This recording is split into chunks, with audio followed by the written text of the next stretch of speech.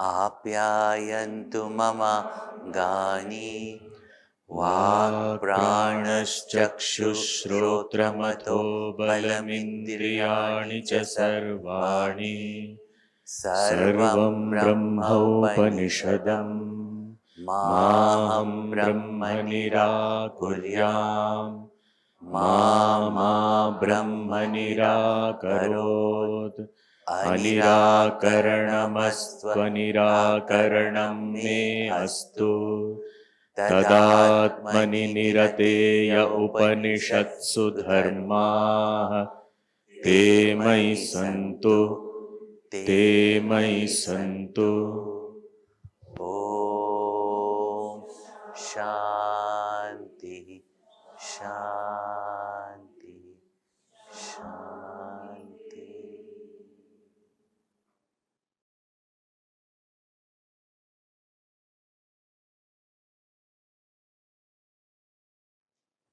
The supreme love and compassion of Mother Shruti, the scriptures, as well as the Guru, that in so many different ways, this truth is indicated so that in this life itself, having approached the teacher, having got a chance to listen to the Shruti, the scriptures, we must realize the truth. And therefore, there are so many methods in which the teacher and the scriptures have indicated. And the scriptures are also from the rishis, the teachers. They have indicated. Now, as students of Vedanta, brought up in the culture, not just religion, all aspects of our life, in Bharat, in our Hindu culture,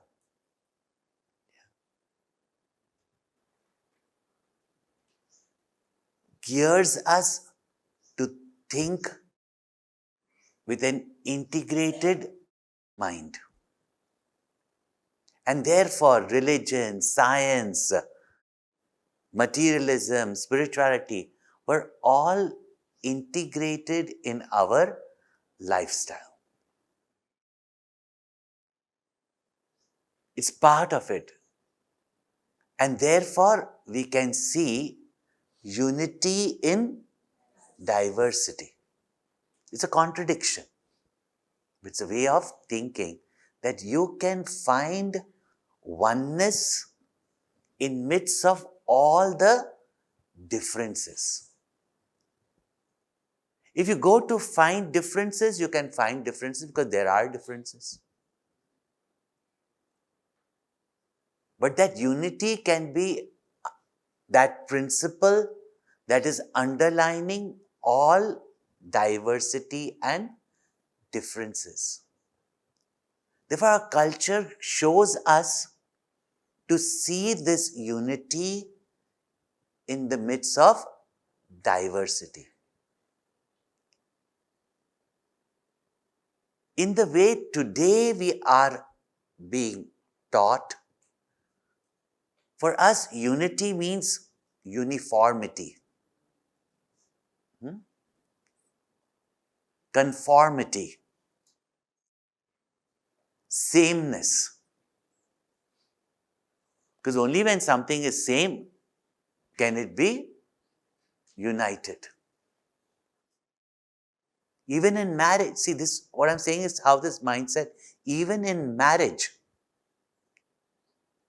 today, the difference between being the same and equality. Equality can be there amongst all the differences. But we cannot deny the differences. Therefore, as we go on losing the way of integrated thinking, the more effort we require to create that mindset. To live values is not that easy. But when there is a group of people together, aspiring, living, encouraging each other to live such values. Today, even companies will talk about culture. Company culture. A lifestyle is not a culture. In our culture, culture means samskriti. And samskriti is not just a lifestyle. Not even a lifestyle that a group of people live for a long period of time. It is that which improves us, transforms us, purifies us, makes us better, not bitter. Yeah? So to be able to see this unity in diversity, to see this one eternal truth. If the truth is one, our way of thinking today, the schematic way of thinking, and that's how when we say the Western religions, etc.,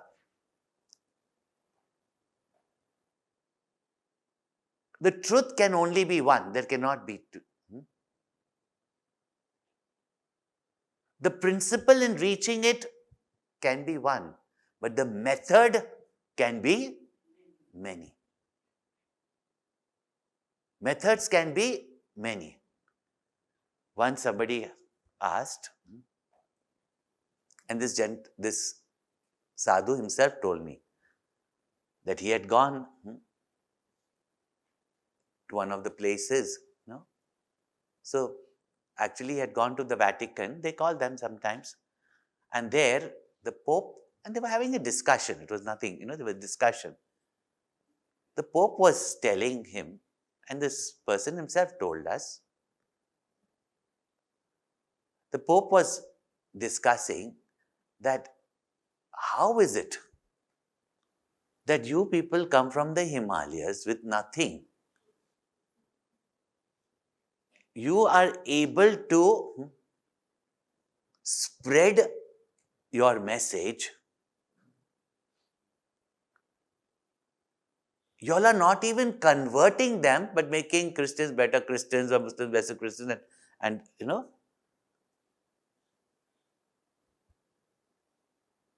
how do you do this, Because some institutions have gone on for so many years, but still struggling now. So he just said, that's the beauty of our religion, our culture. So he said, you believe that there is one God, right? And he said, yeah, I know that there is one God. So if there is one God, shouldn't there be just one way? Just one way? How can you accept all other religions also? Here we have to be very careful. That is also something that we get trapped into. All religions are not the same. Yeah? But we may be able to find the unity or the truth in the religion. Do not confuse this. And this is how we get fooled. Why am I telling this is that look at the many methods by which only in this one Upanishad. And we say, there is too much. I do not know what to choose for. So many deities, so many Ishta-devatas, so many this, so many gurus, so many paths, so many this. No? Because today our mindset has become so limited that we can only follow the schematic way of thinking. And we are bringing up our children with that way of thinking that they are not going to understand or be fit even to understand. In fact, will defy because they don't understand the variety that is offered to them. And not to get in confusion with the variety, unlike today, the more options they have, the more confused they get. Again, mindset. It's very important for seekers. In the same way, today the way religion or the various sampradayas are spreading this knowledge which is so divisive.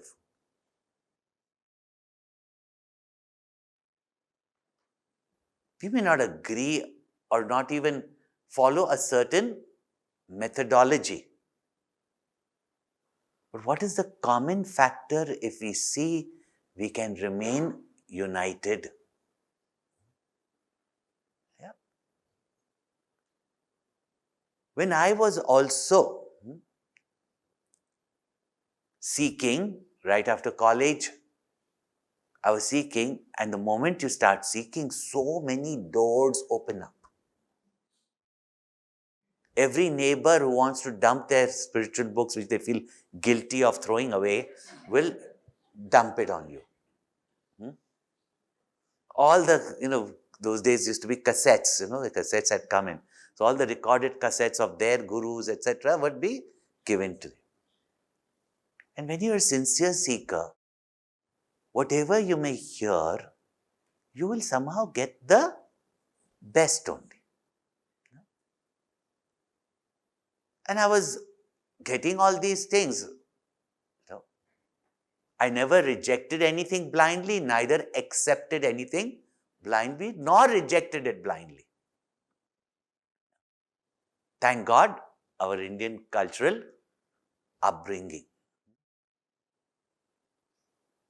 But when you sincerely start walking the path, naturally you gravitate towards something. I came across Gurudev's books. I didn't know Gurudev as a person, never heard him, never heard of him also. But I came across his books, and the sheer way it was explained, the logic, its relevance, its direct visuality of that knowledge in your life naturally appealed to be there. But whatever is available, you kind of find out. And then very often you went, this is the only way. But that's the only way to keep the people.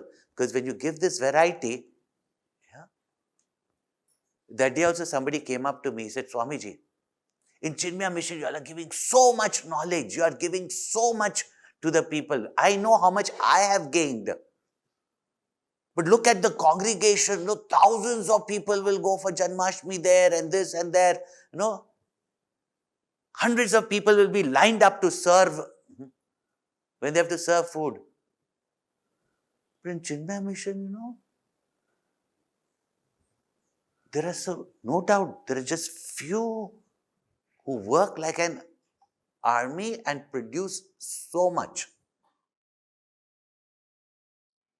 Don't you think you should give them one mantra? One deity? One methodology? And just tell them, do it, do it, do it, do it, do it. Why teach so much? Different type of seekers. I said, you are right. But that's exactly what our rishis did not do, nor did our Gurudev do. If after gaining so much knowledge, we do not have the dedication and ourselves surrender and remain single-pointed in what we have started doing our sadhana with, then to lead you to the infinite will not be possible. And our Guru came to lead us to the infinite. So when in the Vatican he was asked that, how come you all believe that there is one God and yet you accept all these different paths? He said, no, we don't only accept all the religions, but we ourselves have got many paths. So he said that, how can it be? If God is one, how can this way and that way and all that? Not that all paths. So he just laughed and he told the Pope, isn't there a saying in Rome? Those of you who have studied English in convent schools, yeah.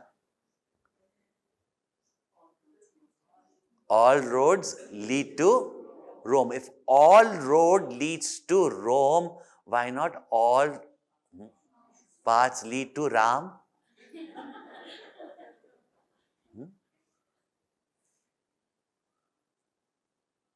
But today, how we have been brought up is like, there's only one path. Now that is good to make you smaller, the avenue. It seems you have more concentration. But that is not fit for everyone. Therefore, you have so many paths. But Sanatan Dharma, which today we have given the name Hindu, Sanatan Dharma is a highway with so many lanes, whichever lane you go. It's not diverse roads. It is a highway with many lanes. Some can go at a certain speed, some are the learning process, some can speed. No? Yeah. There is a bus track, there is a, in foreign countries now there is a separate bus track. So, all this different methods is to lead you to the same eternal truth. But the final gateway is through knowledge. Not by reading this book or that book, but coming to discover it yourself. Therefore, having heard this and then finally, meditation is the only way. What is meditation? You don't know. Some practice of meditation. That also is a secret. If you decide to come to that's why Gurudev did not encourage all this, that if you come to a private initiation and afterwards you can't go anywhere because this monkey mind anyway is like that. Look at how many methods with which the teacher has communicated the same eternal truth. Just because the methodology is different for a different mind, the meditation is different for a different mind, the medication is different for a different disease.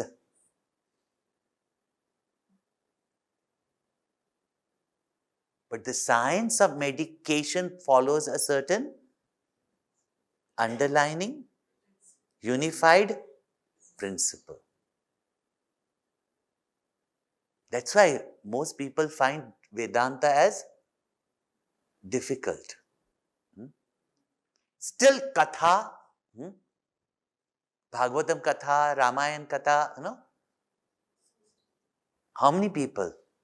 Look at the glory of the teacher that infused in the Bhagavad Katha, infused in the Ramayana. How these meditations you are led to.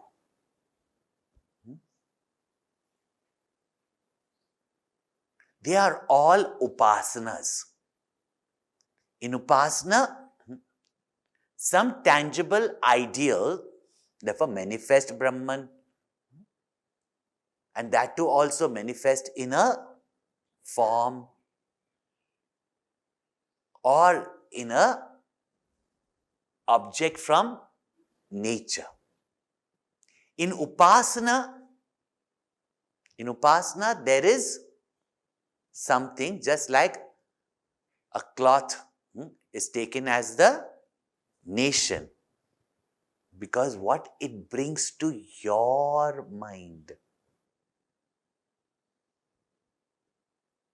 For a tailor, it is just a piece of cloth.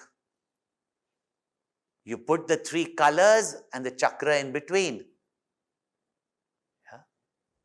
For a soldier, it's a flag to salute. And for the citizen, it is an inspiration. And that invokes in them the devotion towards their nation. Nation has no form. Country has a form. See the principle behind it.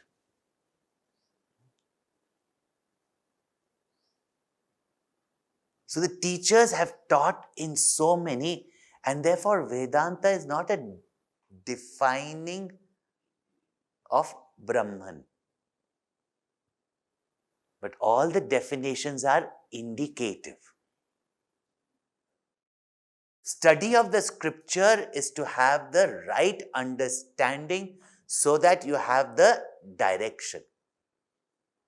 But understanding just the word meaning of the Upanishad through its etymology and grammar, so that your thinking does not divert into wrong channels, but they are all meant for our contemplation. And the contemplative mind, which is an integrated mind, which through karma and upasana, through actions and upasana. Upasana, you take an ideal and deliberately superimpose it on a limited symbol or comprehensive manifestation or an ideal as Sagun, Ishvara.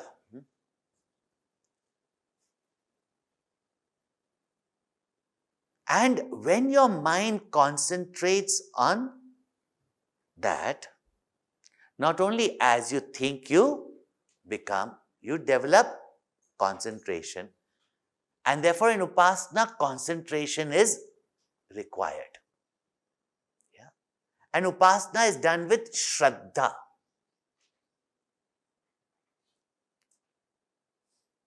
And Upasana also as guided by the scriptures, then you will not go wrong. And the result of Upasana comes later on. As Upasana prepares you for knowledge, but the difference between Upasana and knowledge is that Upasana is that on some object you superimpose a higher ideal. But in knowledge, that thing is seen for what it is.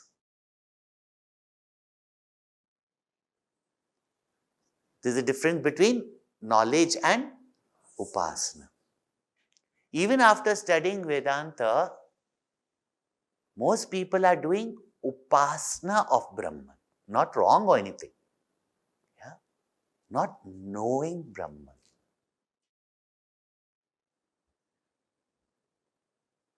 then upasana can be variety according to your shraddha. But the knowledge depends on the means of knowledge. It cannot be your truth, my truth. It depends on the objects. Therefore, I can have my form of worshipping God. You can have your form of worshipping God. Worshipping, upasana of God. But the truth is one and the same. If you read the Puranas also, every Puran starts with Shiva is Satchidananda Brahma. Krishna is Satchidananda Rupaya Vishwotpatyadi Hetave Tapatraya Vinashaya Shri Krishnaya Vayam Numaha. Is it not? Take up Devi Bhagavatam also. Maya is not separate from Brahman. She's Brahma Swarupini only. Yeah? Because from where did Maya come? From Brahman. So anything that comes from Purnamadaha, Purnamidam. That Kriya Shakti, that Ichha Shakti, with which we remain in samsara, but that Jnana Shakti is also from Maya. Is it not? See how our rishis were able to see the one indivisible truth in the multiplicity of the world and the multiplicity and the combinations of just the three gunas. And therefore, so many methodologies even to reveal this knowledge. But the truth is one. See, otherwise, just understand a verse, which we have to. Therefore, Shankaracharya on this Kenopanishad has given bhashya on each word, then the whole sentence. Because they are meant to be contemplated upon.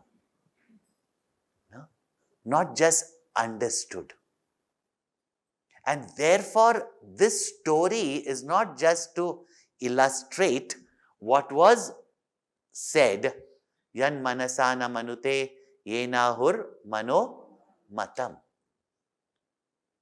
That which fire,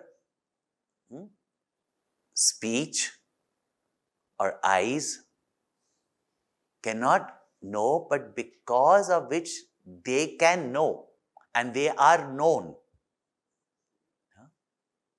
That which the mind cannot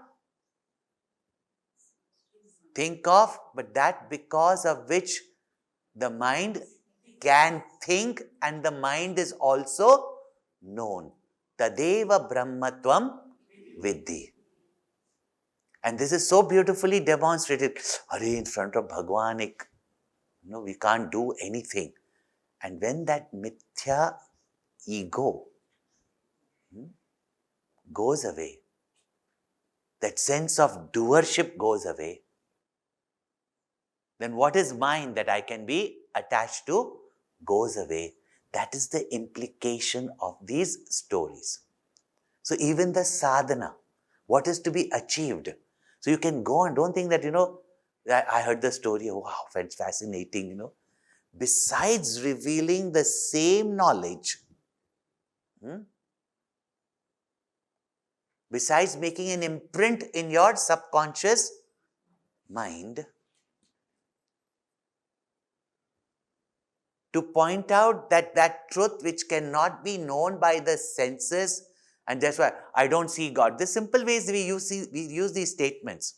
And if we don't resolve it, you may study the Upanishads, but these doubts remain in our mind. Think about it, no? This is how we contemplate. With whatever knowledge we have, we contemplate.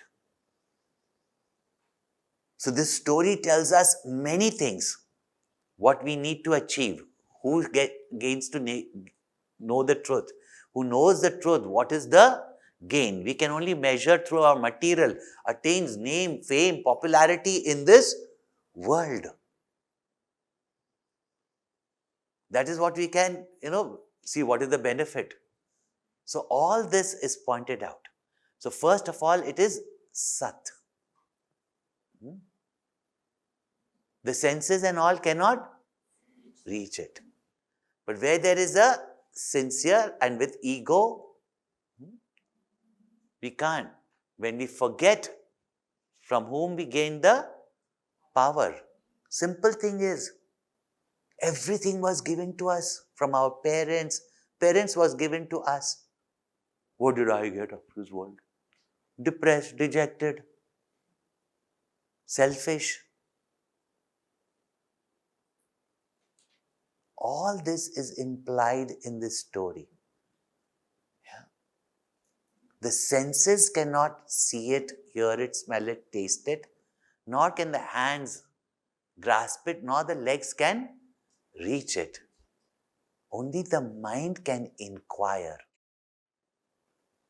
And when one does not give up inquiry, to them by the grace of the Lord only, the opportunity to hear the scriptures. That which is so difficult amongst millions. There Uma comes to us. Guru comes to us.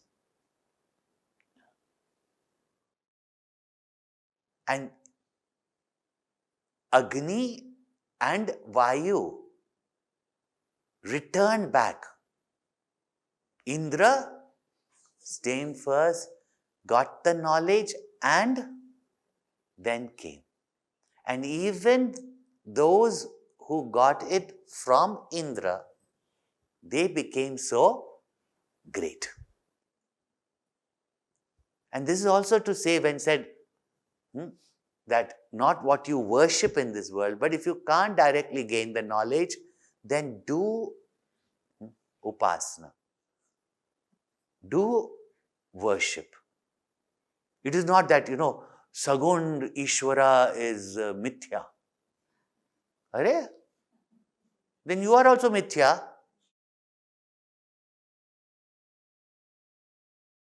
Means manifest. The whole world is a manifested form of the Lord. From our mind to our small little individuality to the totality and then beyond.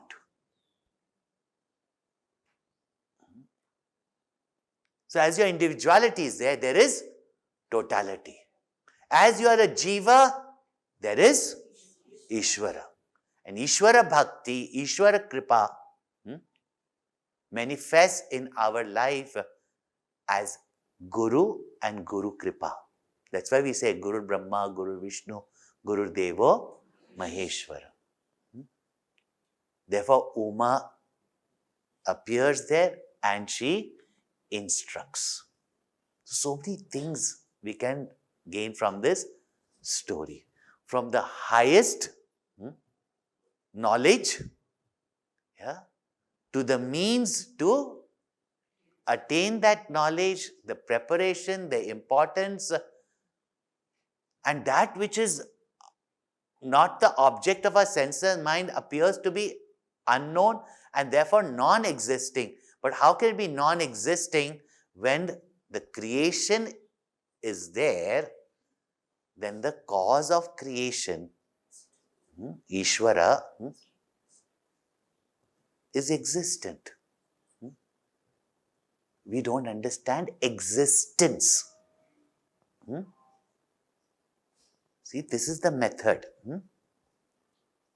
Now, for those who even heard this story, the teacher gives us now another methodology It can be taken as an upasana,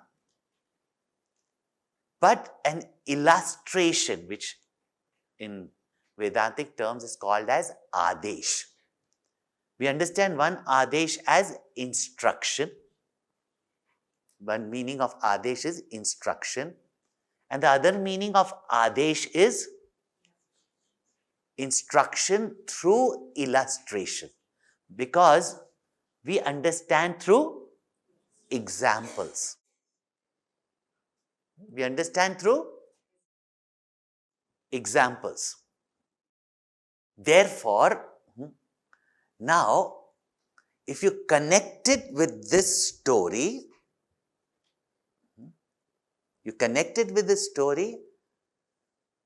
then how knowledge takes place with the previous section, so that it's easy to understand, and how these illustrations from nature, from our body and our mind, Adidaivik as well as Adhyatmik, some illustrations are given. We can do upasana on it and prepare our mind, and such a prepared mind can recognize that knowledge which comes so swift. So it prepares us for this knowledge. The nature of how the first glimpses take place and the alertness with which a seeker must grasp this knowledge. These are the three purposes, because otherwise we don't understand, really speaking, what is this Adesh, because these methodologies today we do not practice. Bhayaprakata kripala tam balakam adbhutam. As a flash, it appears. But how to be prepared for it? So you can take it as an upasana on the cosmic forces, which prepares your mind for this presence, this consciousness, this knowledge to be realized.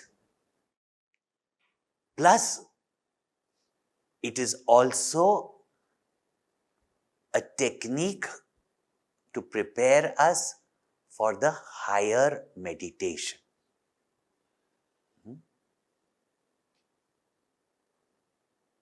And the highest meditation is that these words from the scriptures as taught by the Guru, when our mind is a meditative mind, alert and vigilant, how quickly, how instantaneously, how effortlessly this knowledge has to be grasped and this knowledge is gained. Otherwise, these verses, sometimes you wonder suddenly, what's this Adesh? Very simple is, you meditate on lightning, you meditate on that. But now that I've given you the whole picture, we will go through these two verses. Tasyaish adeshah yadetad vidyuto vyadyutada yadetad vidyuto vyadyutada iti nyamimishada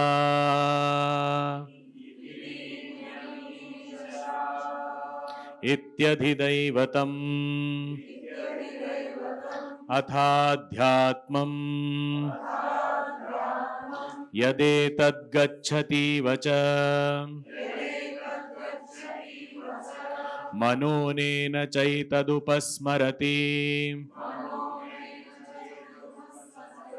abhikṣṇam sankalpah.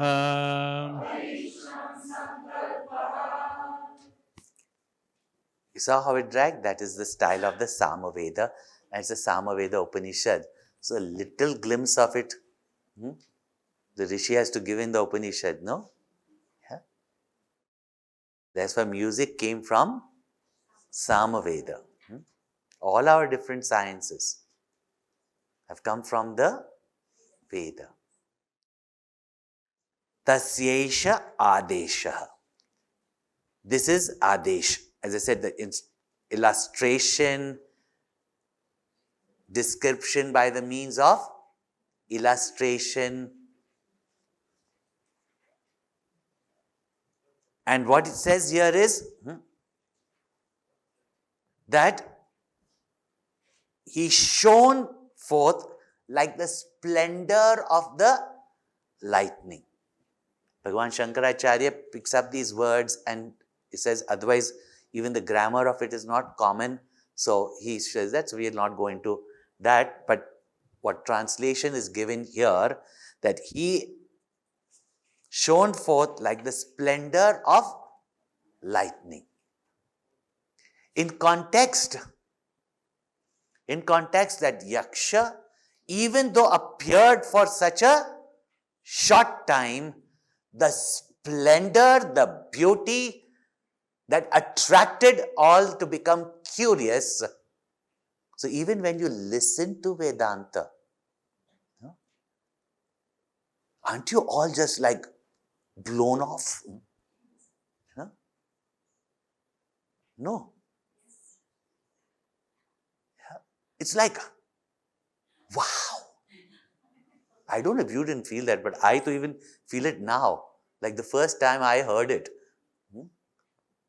It's like, wow. Each time you read it, each time you speak it, each time is like a new revelation. Or revelation of the truth again, like kind of, So this Yaksha, if you see in context with it, this Yaksha appeared, but even that moment, that short time that Yaksha appeared, the curiosity, the attraction, and the splendor that spread during that time, and how much so when Indra Devata from Mother Uma, the Shruti, gained to know that that glimpse I had, that one which I saw in the form, which itself was so splendorous, so beautiful.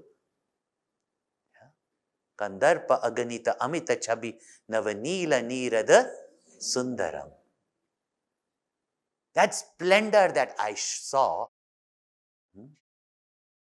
the impact that it had on my mind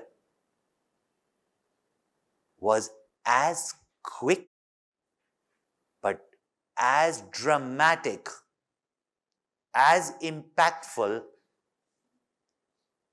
as the lightning in the darkness. What a beautiful example to illustrate that how these first initial glimpses of knowledge take place. So when you meditate on lightning, this is now Upasana, with reference to the story I have told you. Now when you meditate on lightning, now what happens is, very often you're just sitting and there is lightning, and even before you have seen it, it's gone. But in that flash of that lightning, in that moment, that one streak of lightning also, that one as though a gap in the, or the tear in the darkness. Sometimes when we used to ask our grandmother, that what are these stars? And grandmothers used to say that, that the sky is so old, no? So like in the umbrella, there are tears, and that's the light of the of Vaikuntha that is shining through. Now you may say, what a bluff story. But that beyond this darkness, there is light.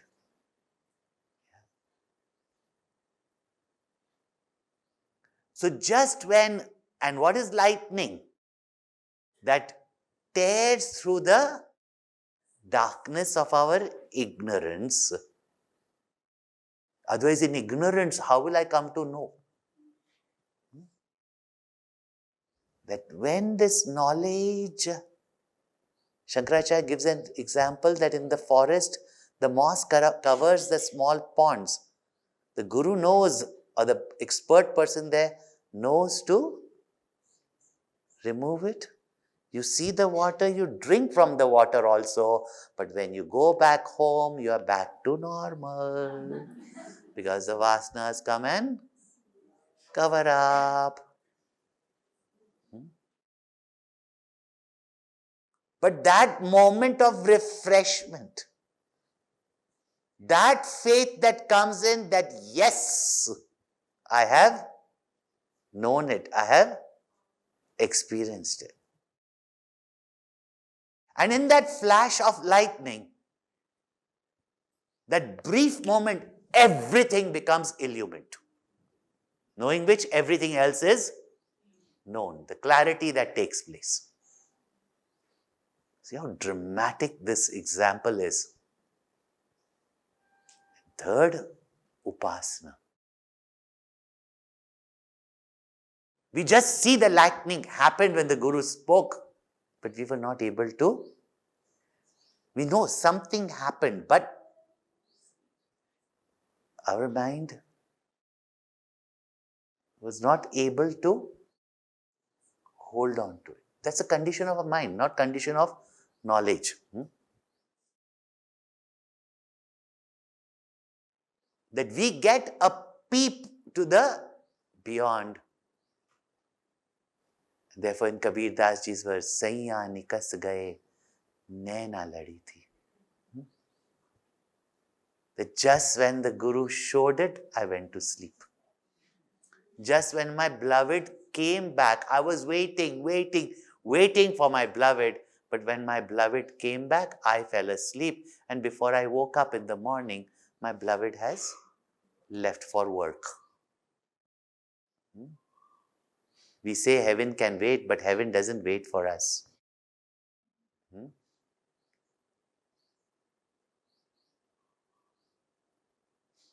And even just looking out for lightning and watching lightning. Generally, it just comes, we know there was a flash, but we don't even see. But to actually see lightning, you sit there during a thunderstorm and you have to wait patiently. And where it will happen, you don't know, but be so quick that you actually see the lightning. It's a spectacular sight. It not only trains you to become alert, but when you see that lightning, and in that suddenly you see everything so clearly illumined.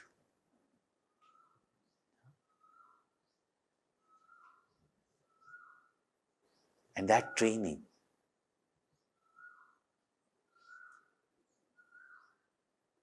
I took to photography. Today everybody's got a camera, everybody's taking photo, but this ugly selfie.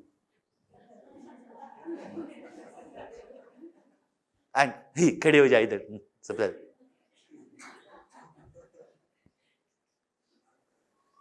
Try taking pictures of nature. And beyond the beauty, see the play of light.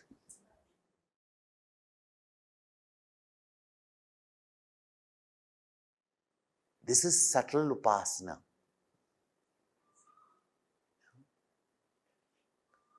And when this lightning flashes, try to capture it in a camera. You'll have to wait hours, you have to be so swift, and you will still miss it. Because it's faster than even you can click. But some manage to get it, click it, make an impression in their mind. Brahma Vasana.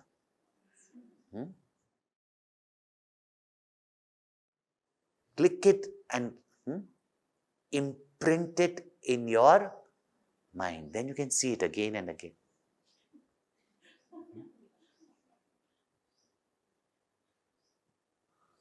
So the very many ways you can contemplate upon this Adesh, this instruction with an illustration, where Brahman cannot be compared to anything, but from nature something is picked up through which our limited mind can understand the nature of Brahman or even the nature of knowledge.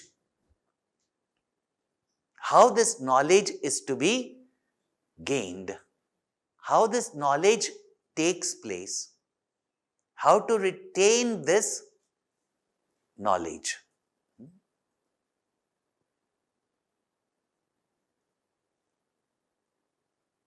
Even though Brahma Vidapnoti Param, but in your contemplation and inquiry, that alertness and vigilance to see this consciousness peep through the veil of Maya, the veil of ignorance. Therefore, they are meant for our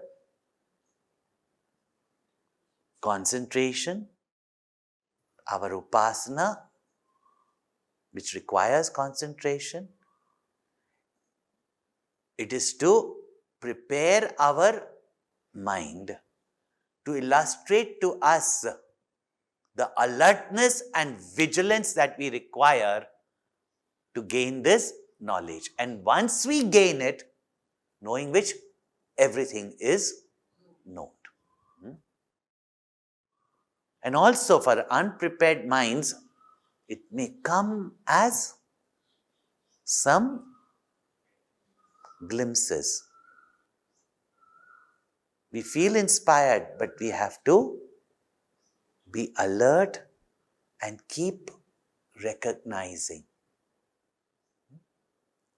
From a sadhak standpoint, from knowledge standpoint, once you know it, you know it. Naham manye suvedeti, nona vedeti vedacha. So unclear knowledge, not established knowledge, adhrida knowledge, it is not for that. No? It is talking about the quickness of how it happens and the brilliance that it spreads. My God, when lightning comes, it sounds like it's going to be a very, painful. Lot of effort is required because it said, no, Indra, so much effort. So next says, as effortlessly as the blinking of your eyes.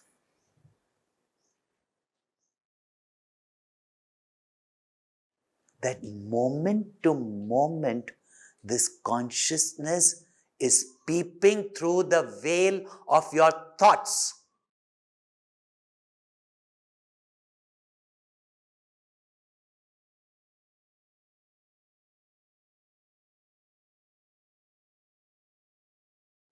And yet,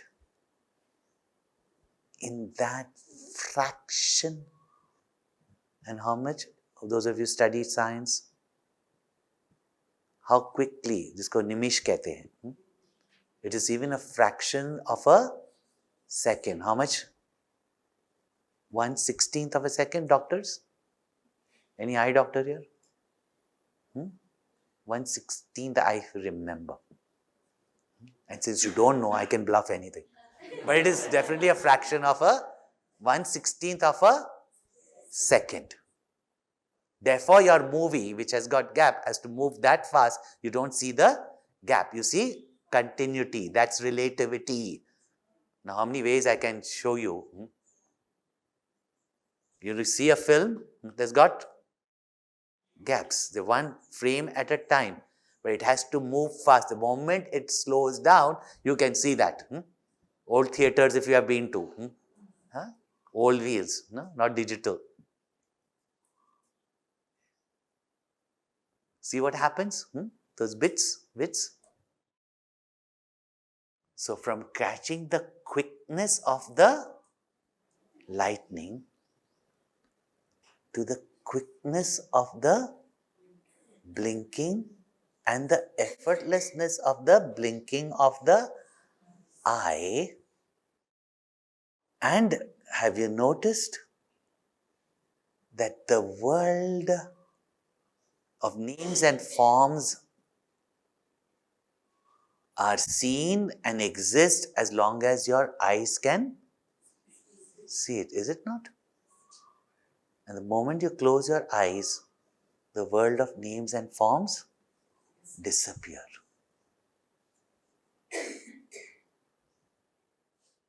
Every fraction of your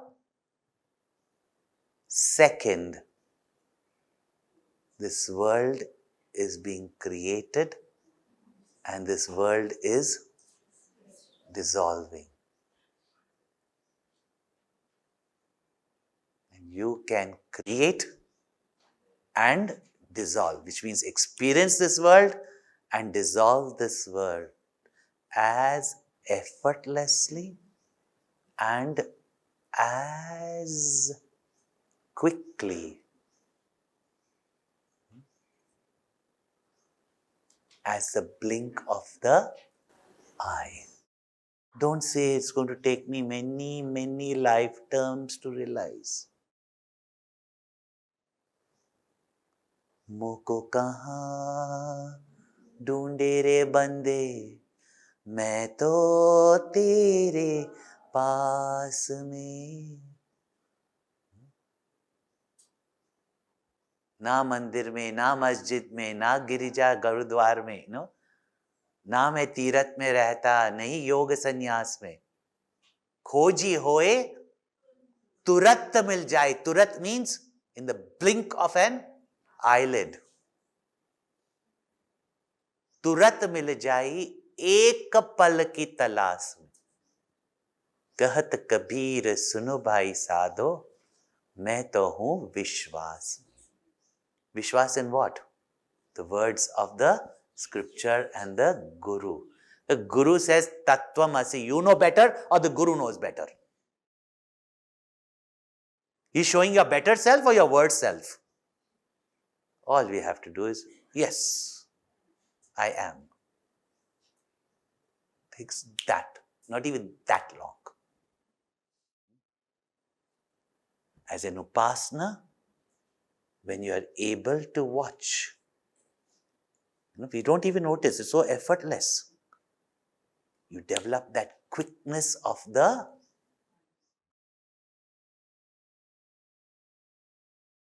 this is, as an upasana, it's the training of the mind.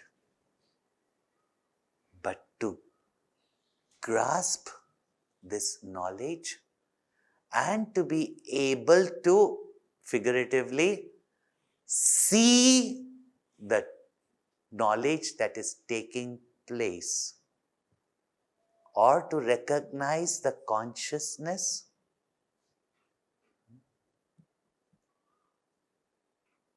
because of which this creation is taking place, the creation is dissolving. And we see both the creation and the dissolution. And it is so fast that we only see the creation, but not that who is present even when the creation is not there. This is how you have to contemplate, do upasana on these verses.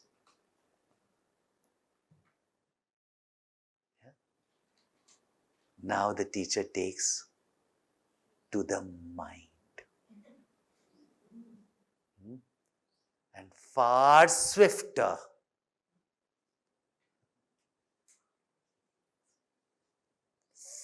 In Ishavasya Upanishad goes faster than your senses, the devas.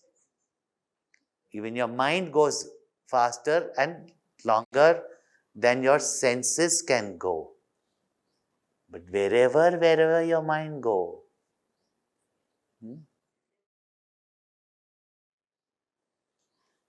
is consciousness there or not?